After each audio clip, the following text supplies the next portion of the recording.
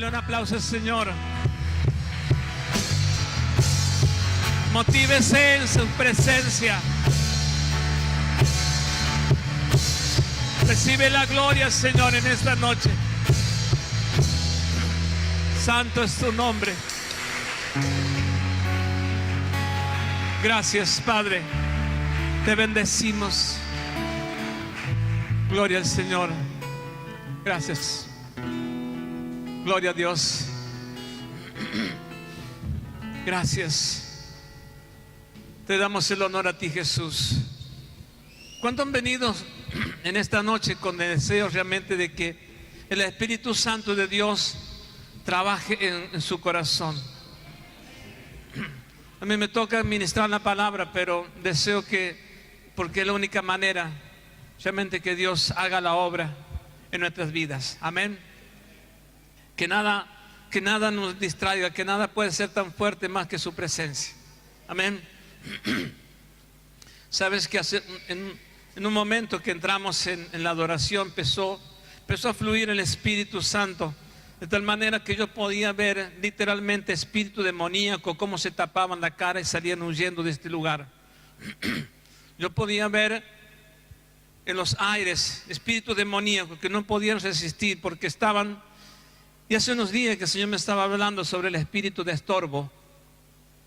Yo sentía y veía literalmente cómo estos espíritus demoníacos, estaban rodeando parte de este lugar, ¿sí? Y poniendo estorbo para la adoración. Pero llegó un momento en que se empezó a fluir en la adoración y hubo una guerra que se desató y los espíritus no podían resistir y salieron huyendo, ¿sí? Entonces de pronto empecé a sentir que la gente, los hermanos empezaban a sentir que las cadenas se le empezaban a caer y empezaban a entender, algunos empezaban a entender lo que es la adoración. Amén. Empezaban a darse cuenta el poder que tiene la adoración cuando nos metemos en su presencia y empezamos a desatar esa manifestación de la gloria del Señor. Y eran como golpe de espada, sobre las cadenas, sobre las ataduras, sobre sistemas religiosos en nuestras vidas.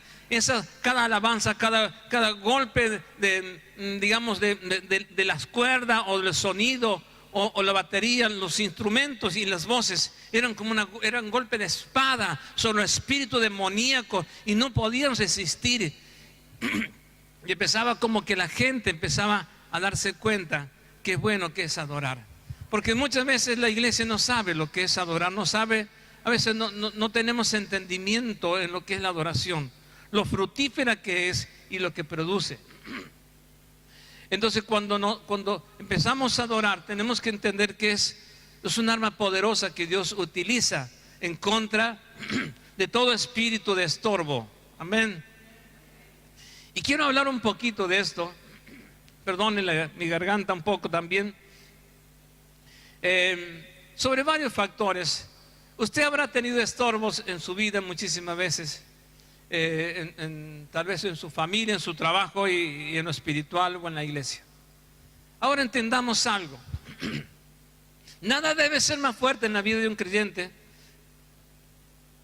Nada debe ser tan fuerte que nos atraiga otra cosa, sino solamente la presencia del Señor es la que nos debe atraer, nos debe atrapar en todo momento. Amén. El apóstol Pablo, en un momento que escribe una carta a los hermanos de Gálata, a los hermanos de Galacia le escribe algo y a veces la iglesia cae en ese error porque un espíritu que estorba, a veces lo saca del propósito del Señor. Pablo le dice a los hermanos de Gálatas, capítulo 3, versículo 1, y dice: ¿quién, oh Gálatas insensato, quién los fascinó? En otra versión dice: ¿quién los hechizó? Y en otra versión dice: ¿quién los embrujó? Hola. Oh Gálatas insensato, ¿quién os fascinó para no obedecer la verdad? ¿Quién os hechizó? ¿Quién os estorbó? Hay un espíritu de estorbo que se va a manifestar siempre y cuando usted quiera alcanzar lo que desea realmente en el Señor. pero también en lo personal, en lo económico y en lo familiar. Hay algo que estorba. Y si lo vemos desde el comienzo de la historia o de la palabra del Señor, encontramos siempre algo que estorbó en su vida. Yo sé que usted también ha recibido estorbo en su vida. ¿Y quién va a decir que no? Todos, ¿verdad? Todos. Bueno, hay un espíritu que estorba. Y hay un espíritu que a veces estorba la alabanza. A los hermanos de Gala o los hermanos de Galacia, de pronto estaban bien y de pronto estaban mal. Entonces Pablo tiene que escribirlo, tiene que mandarle una carta. ¿Quién lo fascinó? ¿Quién los hechizó? ¿Qué les pasó? Que venían corriendo bien. ¿Quién los estorbó? ¿Quién los detuvo? ¿Qué fue lo que pasó en sus vidas? ¿O qué es lo que pasa en nuestras vidas? Que algo nos estorba. ¿Qué es lo que fue? ¿Fue una palabra que recibiste? ¿Fue una palabra que te dieron? ¿Qué fue lo que te estorbó en algún momento en tu vida que te detuviste? ¿Fue el miedo? ¿Fue un temor? ¿Qué fue lo que te estorbó? ¿Fue alguna voz? ¿Qué fue lo que te detuvo? ¿Qué fue lo que te estorbó? Para que no sigas corriendo la carrera que debes correr. ¿Qué fue lo que te detuvo en aquellos planes que tenían, que tuviste orando, que hubo palabra de Dios sobre tu vida y empezaste a correr bien la palabra, pero algo te detuvo, algo te estorbó en el camino? ¿Sí? Y los que venían detrás tuyo te pasaron como porque estabas parado. Lo vemos en la vida de Moisés también. Tuvo estorbo en su vida, en su camino, en su andar. ¿Y para qué vamos a nombrar? Porque todos de una forma, pero en estos días yo le decía a mi señora, realmente hay un espíritu de estorbo que tenemos que erradicar, ¿sí? De la iglesia, de la vida de los hermanos, ¿sí? Porque siempre hay algo que estorba en nosotros, que nos impide crecer, que impide que nos desarrollemos. Y en la Biblia nos habla en el libro de Ruth, después del libro de los jueces.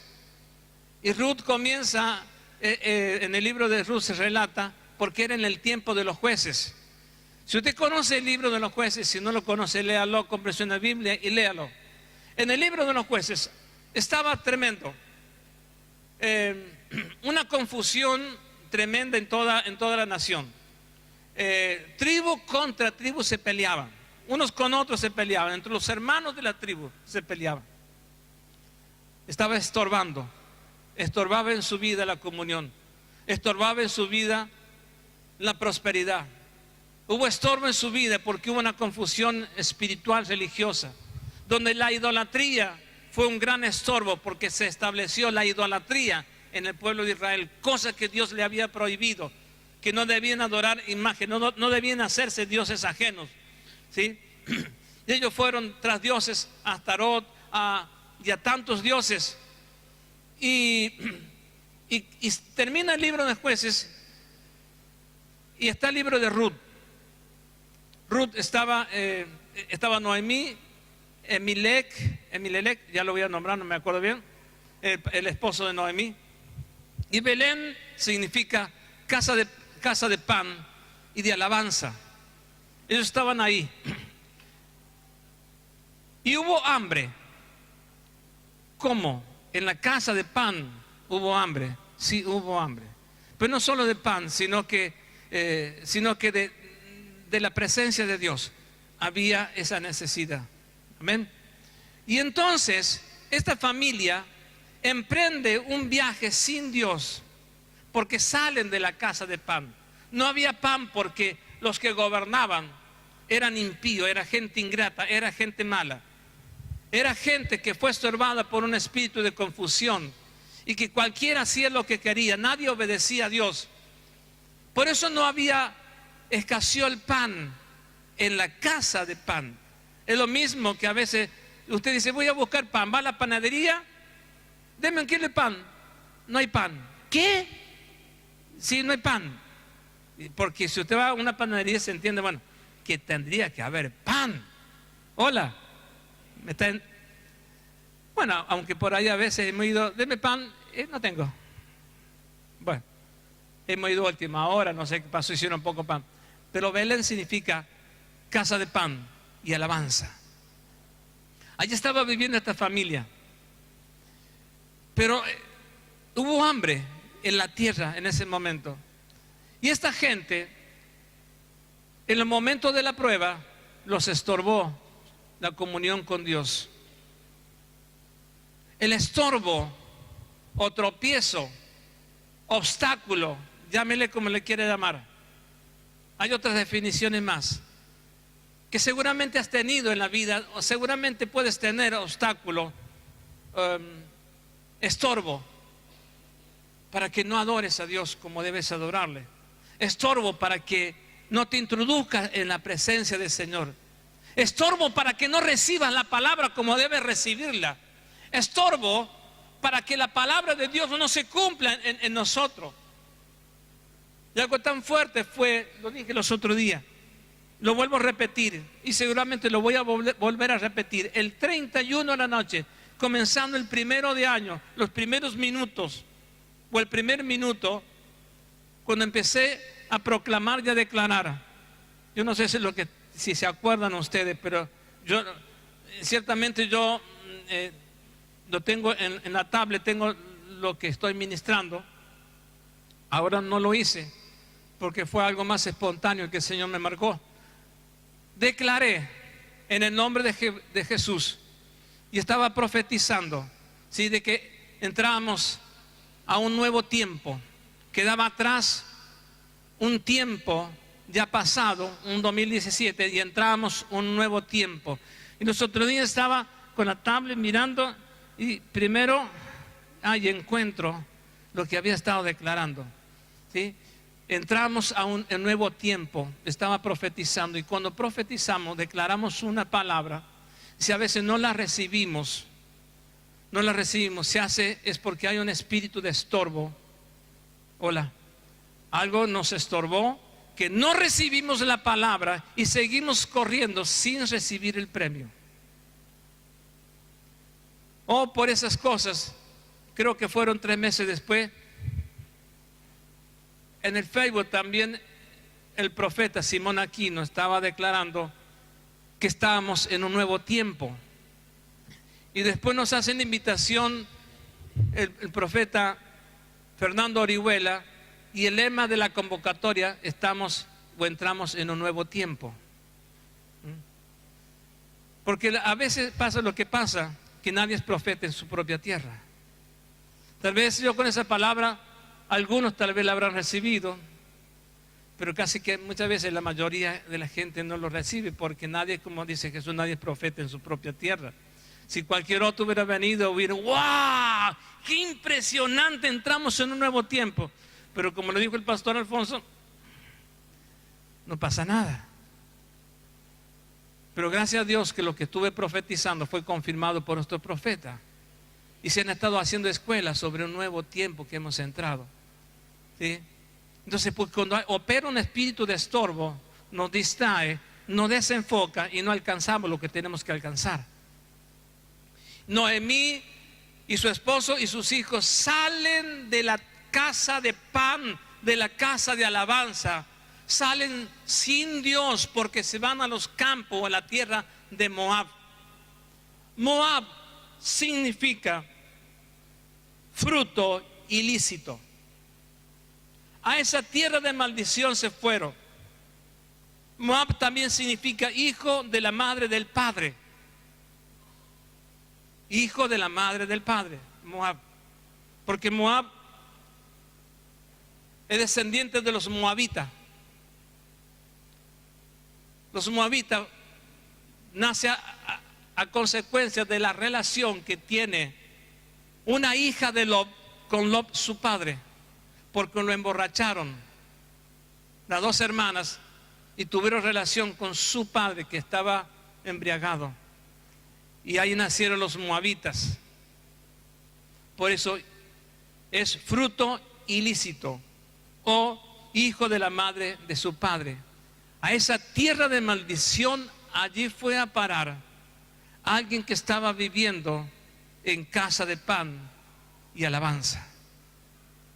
Y allá encontraron la muerte los hijos de Noemí.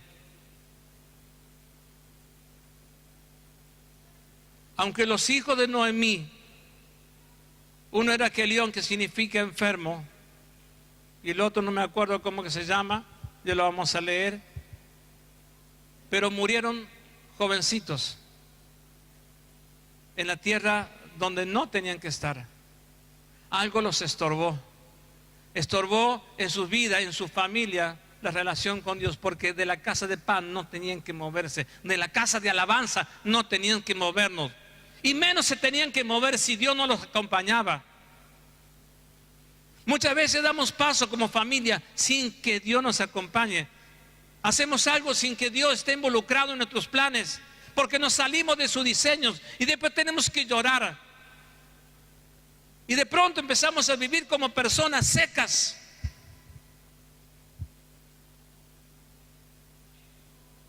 Pero Dios, cuando tiene un plan y un diseño sobre nuestra vida, créame, si nos arrepentimos de veras, aunque esté seco, aunque estemos secos, vamos a reverdecer, echaremos frutos, dice la palabra.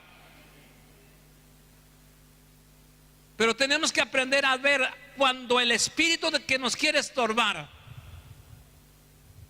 no quedarnos pasivos, sino levantarnos en el poder del Espíritu Santo y quitar todo espíritu de estorbo en nuestras vidas.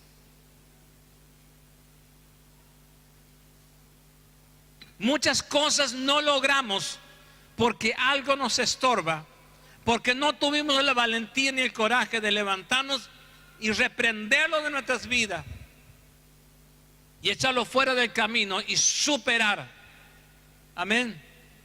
Para que podamos llegar a donde tenemos que llegar.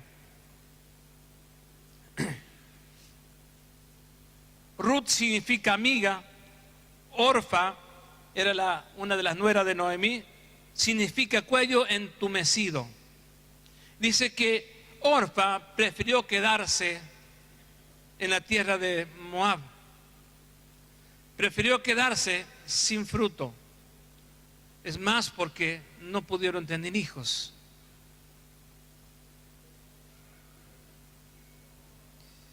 Y Noemí significa gracia placentera.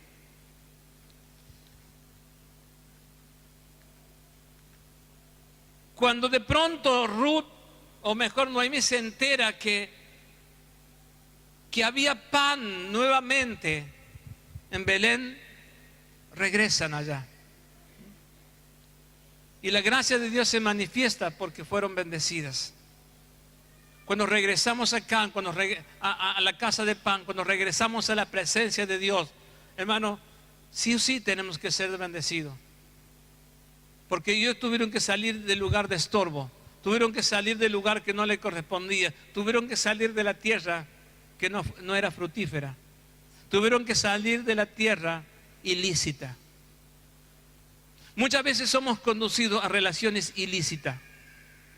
Moab significa fruto ilícito. Tenemos que salir de las cosas ilícitas para que nuestras vidas no tengan estorbo. Deciden volver y allí Dios las bendice. Volvieron a tener pan, volvieron a la casa de Dios, volvieron a recibir el beneficio y el favor del Señor. Hay muchas cosas ilícitas que dan fruto en nuestras vidas y no para bien. El fruto ilícito es todo aquello que no proviene de la voluntad del Padre, sino que proviene del espíritu de estorbo, que estorbó tu relación, mi relación con Dios, con tu hermano, con tu familia, con tu esposa, con tu esposo y con tus hijos, con tus finanzas. Algo te estorba, algo que te estorba tiene que ser quitado del camino. No podemos progresar en la vida con estorbos. Tenemos que ser gente decidida y valiente y sacar todo aquello que estorba mi relación con Dios, porque lo que estorba mi relación con Dios me limita en todas las áreas de mi vida, en todas, sin excepción ninguna. No podemos desarrollarnos. No tenemos revelación, no tenemos entendimiento de las cosas de Dios. Leemos la palabra y es como si leyéramos cualquier cosa. Tenemos que ser gente que aprende a romper con el estorbo, aún en dar lo mejor. Porque hay un espíritu que te estorba, que nos estorba, es que no demos la ofrenda al Señor, que no demos nuestros diezmos, nuestras primicias. Mire, hermano, le digo esto porque realmente, por ejemplo, el equipo de Transformación Argentina, que están los pastores de Córdoba y de todo Centroamérica, viajan, mañana o esta noche salían, se van a Jerusalén. Una palabra del Señor, van a viajar a Jerusalén. Y un viaje costísimo, muy alto.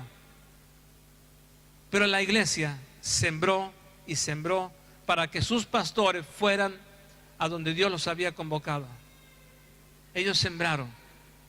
Aún en otras conferencias que se ha hecho, las iglesias saben ofrendar, saben apoyar, sacan de sus recursos para bendecir a sus pastores, para que después sus pastores, a través donde se juntan distintos ministerios con unciones diferentes, para ser impartidas, donde haya una transferencia de unciones, donde hay una impartición de unciones de distintos ministerios, apóstoles, profetas, evangelistas, pastores y maestros, donde se unen, como en el tiempo de Antioquía, donde estaban los apóstoles, que era un nido de águila, donde se juntaban los apóstoles, profetas, pastores y evangelistas. Allí las unciones se juntaban y había cosas impresionantes lo que sucedía. Antioquía, estoy hablando en el tiempo bíblico, estaba Pablo y los demás apóstoles, donde el Señor les ministraba y se ministraban unos a otros y el Señor le hablaba y las cosas que Dios y los diseños eran bajados sobre sus vidas, lo que tenían que hacer. Y eso pasa también en distintas conferencias, convocatorias o escuelas, ¿sí? Donde los pastores reciben el apoyo de la iglesia, ¿sí? Donde reciben ayuda económica para viajar, para los gastos. Y las iglesias son bendecidas, son prosperadas y crecen y son bendecidas. Y si es bendecida la iglesia, quiere decir que usted es bendecido. Usted recibe de la mano de Dios. Usted da y Dios le va a bendecir por otro lado. Y le tengo que decir esto porque es un desafío. De los años que estamos ministrando, jamás he podido hacer un viaje a un lado con el apoyo de la iglesia. Jamás. Jamás hemos tenido la bendición. La iglesia nos ha bendecido con ofrenda para que podamos viajar. Entonces son esas cosas que hay espíritu de estorbo, hermano, por la cual a veces la iglesia no puede ser prosperada. A veces usted no puede ser prosperado, no puede ser bendecido, porque a veces pudiéndolo hacer y aún sacrificándolo, si lo pudiéramos hacer, la iglesia será bendecida. De los años de ministerio jamás la iglesia ha dicho, pastores, hermanos, ¿a qué tienen la ofrenda para que puedan viajar hasta luego, para pagarse los viáticos, los gastos? Lo digo como un desafío, iglesia. Hay algo que nos estorba para que no seamos generosos y la Biblia nos enseña a dar. Y si no damos, tampoco vamos a recibir. Y estos pastores van allá porque la iglesia les ha suplido, ha enviado y la iglesia es bendecida. Los hermanos son bendecidos. Tremendo. No estoy acusando a nadie, sino que estoy con bronca contra el diablo, de que como pone estorbo y nos detenemos en los estorbos y no podemos avanzar. Nos proponemos hacer algo en nuestra casa, pero si nosotros retenemos lo que le pertenece al Señor, tampoco lo vamos a poder lograr en nuestra finanza, en nuestra casa. Porque si hemos hecho el compromiso, primeramente Dios, amaré al Señor con toda mi fuerza, con toda mi mente y con toda mi alma. No es efectivo lo que decimos, si no es acompañada con acción.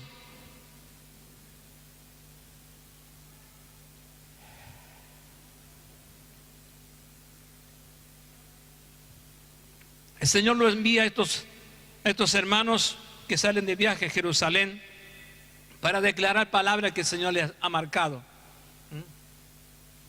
Ahí estaba escuchando un poco esta mañana al pastor Palermo de Córdoba, que estaban felices, pero era un gran desafío y una tremenda responsabilidad para ellos de tener que ir, pero daba gracias a la iglesia porque la iglesia les habían bendecido a ellos con recursos para este viaje. Y a veces a viajes pequeños, cortos, a veces no hemos podido ir porque no estaban los recursos, porque la iglesia, cada uno de nosotros, algo que nos ha estorbado es el dar. Nos limitamos y no damos. Y después, ¿qué pasa? Usted tampoco recibe. Yo no recibo por no poder ir, y usted tampoco recibe porque lo que se estaba impartiendo para que usted también pudiera recibirlo a través de nuestra vida, tampoco lo recibe. Porque cuando se juntan distintas unciones, la iglesia es bendecida. Tenemos que aprender a darnos cuenta que Dios instituyó apóstoles, pastores, evangelistas y maestros para que estas unciones fluyan, estas unciones se manifiesten y el cuerpo de Cristo sea edificado. Efesios los habla, para que el cuerpo de Cristo sea edificado. Y si el cuerpo de Cristo no es edificado es porque las unciones no se están juntando.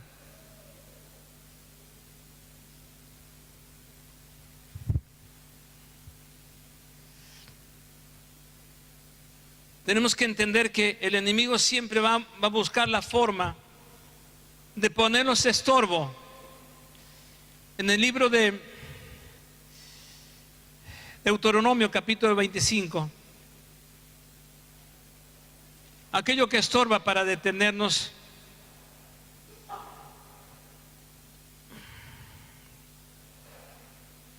este pueblo había salido de Egipto, iba camino al lugar en que Dios le había prometido. Ellos iban, imagínense, 2 millones de personas caminando por el desierto, con toda su familia, con todas sus pertenencias, con sus animales, con todo lo que tenían. Gente mayor, pequeños, niños, grandes, de todo, ancianos. Iban camino a la tierra de la promesa, pero algo los estorbó. Algo que sale al camino para detener su vida, para que no alcanzara lo que tenían que alcanzar. Por eso cuando hay algo que te estorba para que tú alcances el propósito, ¿sí? Dios se va a encargar, pero tenemos que ser temerosos de Dios, pero algo tenemos que hacer. Y dice que salió en este lugar 25 de Deuteronomio, versículo 17, dice: acuérdate de lo que hizo Amalek contigo en el camino cuando salías de Egipto, de cómo te salió el encuentro en el camino y te desbarató la retaguardia, de todos los débiles que iban detrás de ti cuando tú estabas cansado y trabajado y no tuvo ningún temor de Dios. Ese espíritu de estorbo no tiene temor de Dios. Es un espíritu que te va a atacar en los momentos que estés débil, en los momentos que estés cansado, en los momentos que estés fatigado, en los momentos en que no tienes una buena relación con Dios, una intimidad con Dios. En ese momento ese espíritu va a atacar, el espíritu que te va a estorbar para que no llegues, no alcances lo que Dios tiene para tu vida. Ataca la retaguardia. En la iglesia va a atacar a los más cansados, a los más débiles, a los que van detrás. Ese espíritu que estorba, en este caso era Amalek, que le salió al encuentro, los detuvo, tuvieron que pelear, estaban cansados. Y este espíritu ataca cuando estás cansado, cuando no tienes ganas de orar, cuando estás débil, cuando te sientes insignificante delante de Dios. Te va a atacar el espíritu que te va a estorbar el camino, te va a salir al encuentro. Cuando estás débil, cuando algo que no te fue bien en el día, te sientes bajoneado, ese espíritu de estorbo te va a atacar. Va a producir un temor en tu vida. Y no vas a tener la fuerza para levantarte, reprenderlo, echarlo fuera del camino. Y te vas a quedar como quieto sin dejar de batallar. O sea, no vas a presentar batalla.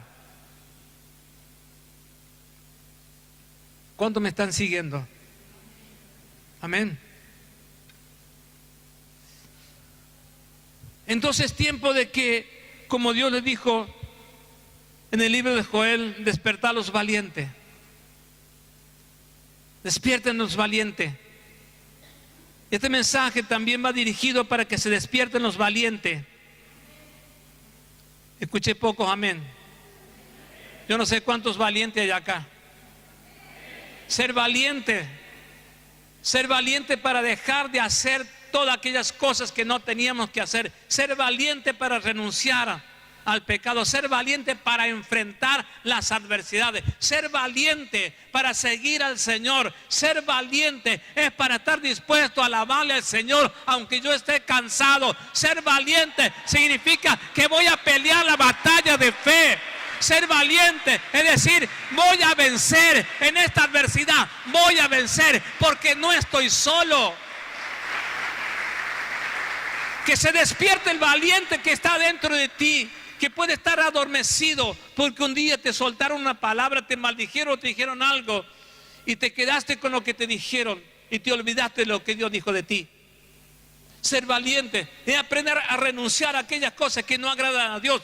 Ser valiente es estar dispuesto a pelear por tu casa, por tus finanzas, para que Dios te abra puertas grandes de bendición. Ser valiente es aquel que está dispuesto a reprender toda adversidad, a sacar del camino al espíritu que te está estorbando. Ser valiente es aquel que está dispuesto a decirle que no a todo aquello que le decías que sí antes, para agradar a los hombres.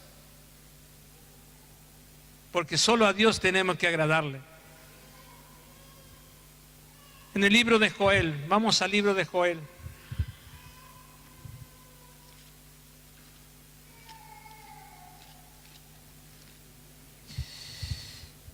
Joel capítulo 3, versículo 9.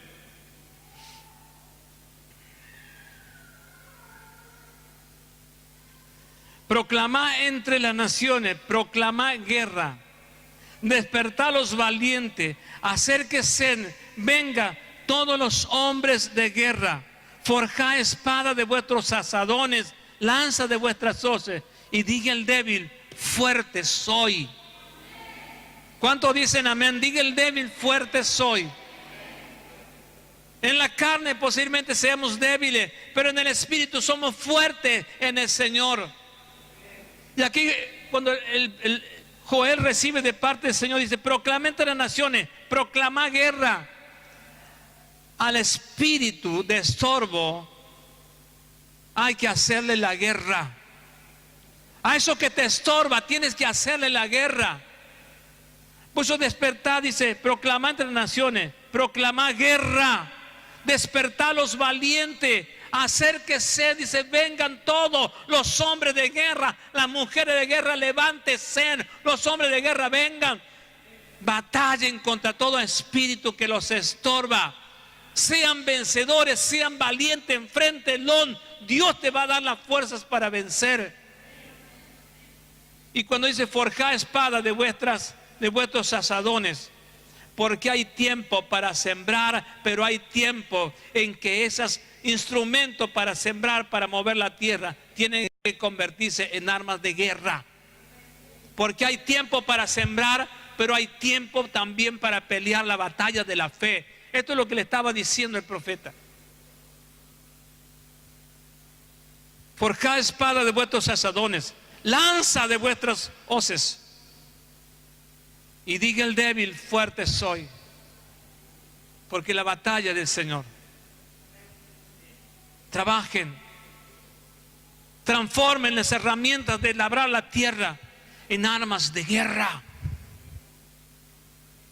Tendrás tiempo para sembrar, tendrás tiempo para mover la tierra, pero hay tiempo en que tienes que transformar esas herramientas en armas de guerra para batallar contra el espíritu que estorba tu camino, aquello que te estorba en la familia, en la relación con Dios, en el trabajo, en la relación con los hermanos, como en el libro de los Jueces. Entre una y otra tribu se peleaban. Estorbo. Y eso a veces puede pasar también en la iglesia entre hermanos. Ese espíritu que estorba para que tengamos pleito y contienda. Y dejamos de hacer lo que dice la palabra, el amor y la misericordia entre unos y otros, la paz. Nos olvidamos de lo que dice la palabra.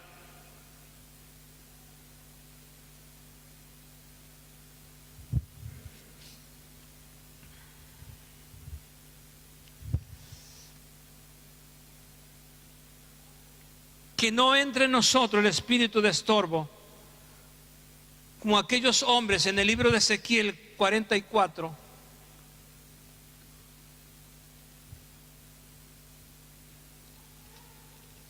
Lo peor que puede pasar, 44 versículo 16.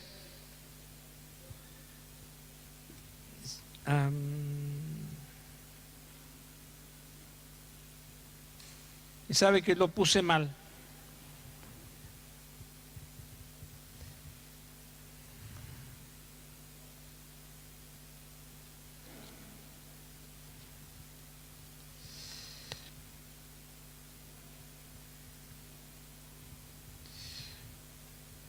No es Ezequiel, yo no sé si es Jeremías, pero la sé que lo puse mal. Solo sé que llegó un momento en que ellos dijeron, acá está en Jeremías 44:16, dice la palabra, el pueblo decía, que no entre en tu vida nunca este espíritu de estorbo, que no desees escuchar lo que Dios habla, sino que siempre esté en tu vida el deseo que Dios te hable. El pueblo dijo, la palabra que nos has hablado en el nombre de Jehová, no la oiremos. Espíritu de estorbo, espíritu de rebelión. Dios les hablaba.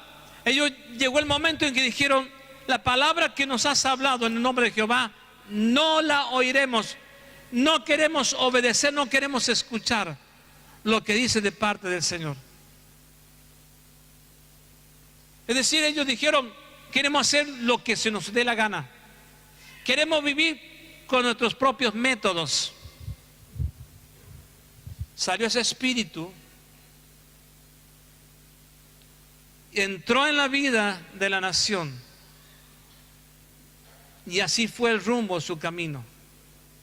Apartado Dios, lejos de Dios, la idolatría y cuántas cosas. No queremos oír la palabra de Dios. Se cerraron a lo que Dios le venía hablando. Dios le venía molestando, Dios le venía llamando la atención. Llegó el momento en que el orgullo y la idolatría y todas esas cosas se juntó dentro de ellos y dijeron, toda la palabra que tú nos hablas de parte de Jehová, no la oiremos. Sino todo lo contrario, dice. Y a veces nos decimos, ¿cómo es posible? Y dice en versículo 17, sino que ciertamente pondremos por obra toda la palabra que ha salido de nuestra boca. Ellos dijeron, la palabra que nosotros tenemos es más importante que lo que Dios nos puede decir. Pondremos por obra toda la palabra que salió de nuestra boca. ¿Y qué es lo que había salido de la boca de ellos? Seguiremos adorando a la Reina del Cielo, seguiremos con nuestra hechicería, seguiremos con nuestra idolatría, seguiremos prendiéndole incienso y ofreciéndole holocausto a la Reina del Cielo, porque ella nos va a dar pan. Es decir, no nos importa Dios, haremos lo que se nos dé la gana. Y a raíz de eso ellos recibieron su justo juicio y castigo por rebelarse contra Dios. Es más, Pablo también en un determinado momento quiso ir a los hermanos de Tesalónica. Y Pablo dice, y Satanás nos estorbó. Primera Tesalonicenses 2:18. Pablo tenía el deseo de ir. Pablo, Timoteo, y no recuerdo cuál era el otro de los hermanos que estaban con ellos, que querían ir a visitar a los hermanos para confirmar la palabra que ya les habían enviado. Y de pronto dice, pero Satanás nos estorbó. Siempre va a haber un estorbo para que se reciba la palabra. Pablo iba con una palabra de parte del Señor, pero Satanás dice, nos estorbó. A veces estando en plena reunión, puede haber espíritus que nos estorban para que no prestemos atención, para que no creamos a la palabra, para que pongamos en tela de juicio la palabra. La religiosidad, falsas creencias, estructuras formadas en nuestra vida nos hacen que nos estorba para que la unción del Espíritu venga sobre nosotros y nos introduzca realmente en el diseño y en el plan de Dios. Por eso Pablo dice, Satanás nos estorbó, no pudimos llegar, teníamos que ir, llevábamos palabra con Timoteo. Siempre habrá un estorbo, pero tenemos que darnos cuenta cuando nos está estorbando y de qué modo, para que nos levantemos y lo saquemos pronto del camino. Amén. Y con esto voy terminando.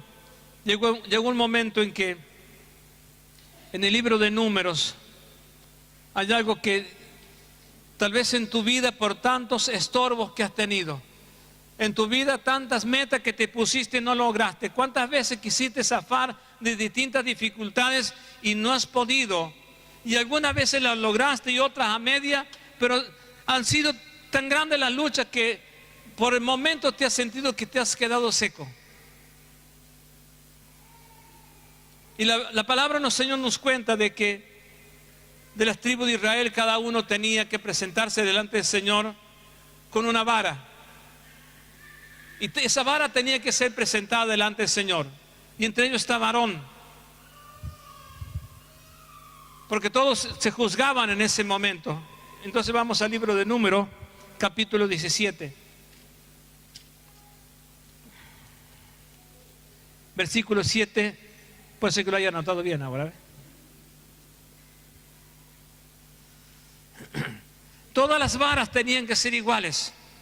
Amén. En apariencia, acá hay muchas varas. Todos somos vara. Y en tu propia vida habrás identificado que muchas situaciones te han producido como que te has secado porque no lograste, lo intentaste, te esforzaste y no llegaste. Pero sigue siendo una vara.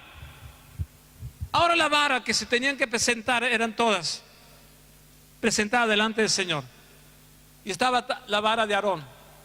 Y se entiende que cuando usaban las varas eran varas secas, porque eran varas donde se tenían que apoyar, les servía en el camino. Y fueron presentadas las varas y también la vara de Aarón. Y dice que la única vara que reverdeció, floreció y dio fruto fue la vara de Aarón. ¿Qué voy con esto? Aunque el Espíritu haya estorbado en tu vida, aunque te creas seco, si te presentas delante del Señor, vas a florecer y vas a dar fruto, hermano. Aunque hayas creído que estaba seco, o cosas en tu vida que se secaron, o se secó la fe, se secó la esperanza, se secó el amor, lo que se haya secado en tu vida, aunque tú crees que está muerto, aunque te seco, si se ha presentado delante del Señor, porque para Dios nada es imposible. Dios hizo que esa vara, donde estaba, reposaba lo que Dios quería. Dice que esa vara floreció y dio fruto. Números 17, 7 y 8. Y aconteció que el día siguiente vino Moisés al tabernáculo de testimonio, y aquí la vara de Aarón de la casa de Leví reverdeció, y echado flores, arrojando renuevos, y producido almendros, dio fruto. Y leí el 8, pero leo el 7 ahora. Y Moisés puso la vara delante de Jehová en el tabernáculo de testimonio. Fueron presentadas delante de Dios.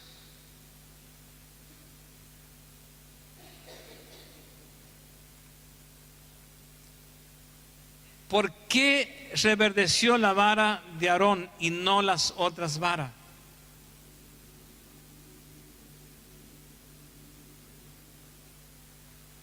Si todas eran varas, si todas tenían que presentarse, es porque había una disputa de legalidad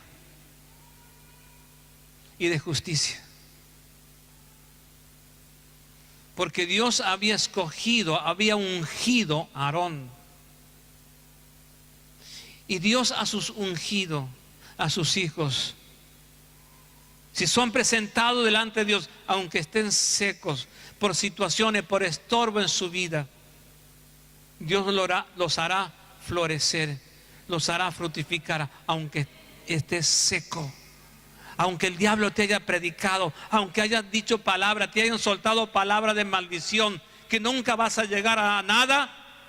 Dice que fueron presentadas delante del arca de testimonio y la vara de Aarón floreció. No es solamente que floreció, sino que dio fruto. No es solamente que vas a recibir los retoños, sino que vas a ser bendecido porque darás fruto. Vas a dar fruto, dije, iglesia. Lo que estaba seco en tu vida va a dar fruto. Lo que estaba seco reverdecerá. Lo que pensaba que no iba a prosperar nunca más va a florecer, dará fruto.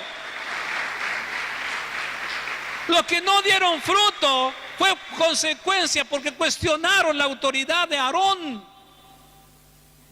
Y Dios lo que juzga, lo juzga con juicio y con justicia.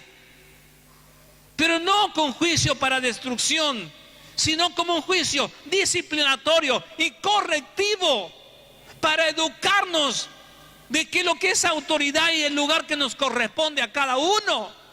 Entonces Dios le estaba diciendo: lo que esté seco vivirá, porque Dios lo respaldo, porque yo soy la autoridad sobre la vara. No es que la vara tenía vida, la vida viene de Dios, la vida viene de Dios sobre tu vida, para que puedas florecer, para que puedas reverdecer. Que lo que creía que estaba muerto en tu vida, todavía es tiempo y puede florecer y puede dar fruto. ¿Y por qué sucedió todo esto?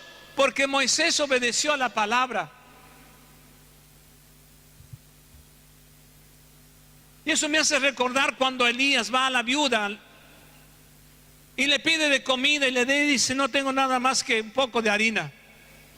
Pero Dios le había dicho que la viuda le iba a alimentar y que la harina no iba a escasear, el aceite tampoco. Cuando la palabra es soltada y la palabra se cree, produce aunque no haya nada, aunque no esté en existencia, aunque no esté, Dios lo hace aparecer, Dios lo hace multiplicar. Y si hay poquito, también lo hace multiplicar. Y si por esas cosas no hay, Dios lo fabrica, Dios lo hace materializar.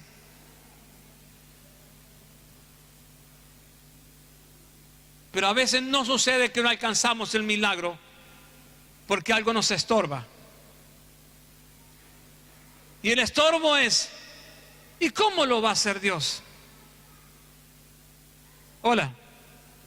El estorbo es: ¿y cómo lo va a hacer Dios? No te hagas problema, no te hagas esa pregunta. Dios lo puede hacer. No nos preguntemos cómo lo hará. No nos preguntemos cómo lo hará o cuándo lo hará. Simplemente debemos creer: Dios lo hará. Sí, porque para Dios nada es imposible. Dios lo hará. Sí, Dios lo hará. ¿Cómo? No sé. No me importa. Dios lo hará.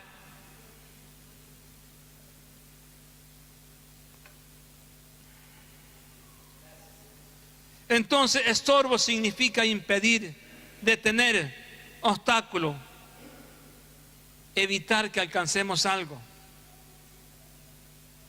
¿Cuántos obstáculos has tenido? ¿Cuántas cosas te han hecho o que te han detenido? ¿Han evitado que alcances? ¿Te han impedido avanzar? Ser fiel en congregarte, ser fiel a Dios en tu casa, donde estés. Ser fiel en tu intimidad con el Señor. ¿Qué te impide acercarte a Dios cada día? ¿Qué te impide creer profundamente en el Señor? ¿Qué te impide de que nos arrepentamos de ver a nuestro pecado? ¿Qué nos está impidiendo? Es algo que nos estorba. Un espíritu que acusa. No te arrepientas, vas a pasar vergüenza. No te arrepientas. Sigue guardándolo en tu corazón, no se lo digas a nadie. Entonces este espíritu se estorba. Ese espíritu nos perturba. Ese espíritu nos hace tener mala relación con Dios y con los demás. Me impide progresar en lo espiritual. Ese espíritu estorbo hace que mi oración no tenga nada más que algunos centímetros del suelo. Ese espíritu de estorbo va a estar lidiando siempre, buscando la forma en que tú no le seas fiel a Dios. Te va a limitar en tu trabajo, te va a limitar en tu conversación con los demás. Te vas a hacer sentir inferior, fracasado, frustrado. Te va a detener cuando intentas hacer algo, pones meta, te va a tratar de detener. Y te va a decir, tú no puedes, no vas a llegar. ¿No ves que los demás nunca llegaron? Vos tampoco vas a llegar. Tu vida está destinada para el fracaso. Y a veces le creemos. Entonces, después de muchos intentos, empezamos a secarnos y a secarnos. Nos secamos de tal forma que nos convertimos de pronto, como en el libro de Ezequiel, cuando dice que pasó por el valle de los huesos secos. A veces parecemos que somos todo un valle de huesos secos con movimiento, sin darnos cuenta de que Dios le da vida, de que la vida viene de Dios.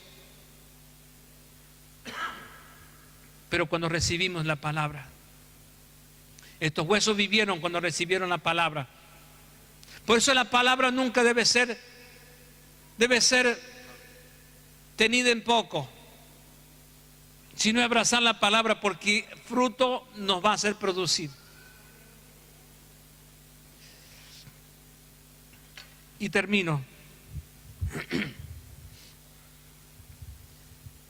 El estorbo también es tropiezo y obstáculo. Tropiezo. ¿Cuántas veces has tropezado? Te caíste, te volviste a levantar, pero volviste a tropezar. Obstáculos. Siempre habrá obstáculos. Pero el que es sabio a los obstáculos, como una piedra, deben ser usadas como un escalón para subir arriba y no como caída. Usa cada piedra que se te pone en el camino, cada obstáculo, úsalo como un escalón para subir más, para subir a otro nivel de fe, para subir a otro nivel de esperanza, para subir a otro nivel de confianza en Dios, en una nueva relación con Dios. Tu relación con Dios crece tu relación en tu familia, crece tu relación en tu ministerio, crece la relación en tu finanza, y aprende diseños que no te enseña hombre, sino que Dios te lo baja de primera mano y no de segunda mano. De pronto empiezas a entender misterios que nunca habías recibido. De pronto se abren tus ojos espirituales y entiendes lo que Dios quiere hacer con tu vida. Lo que antes te miraba como algo seco, nada más que como un palo seco, como hueso seco, y te preguntaba, ¿y cómo lo hará Dios? No te preguntes, Dios le puede dar vida. Dios puede soplar y darle vida. O solamente estando en su presencia, como la vara de Aarón fue presentada juntamente con las otras varas, pero reposó sobre la vara de Aarón, para que nadie tuviera duda de quién era Aarón, porque Dios lo había escogido. Y usted dirá, sí, pero todos hemos sido escogidos. Pues eres la vara de Aarón. Floreceremos. daremos fruto. Y ahí se manifiesta la bendición del Señor. Amén. Así que ponete de pie, iglesia.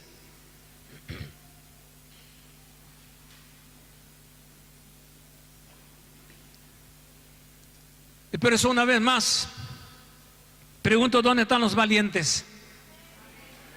¿Tú es valiente para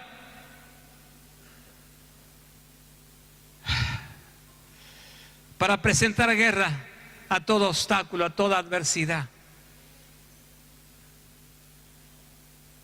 Despertar a los valientes, llamarlos a la guerra. Llama a la guerra.